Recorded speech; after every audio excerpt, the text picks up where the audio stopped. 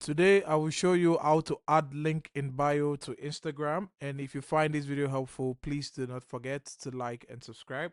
Now the first thing I'd like you to do is to launch your Instagram application and sign into your account.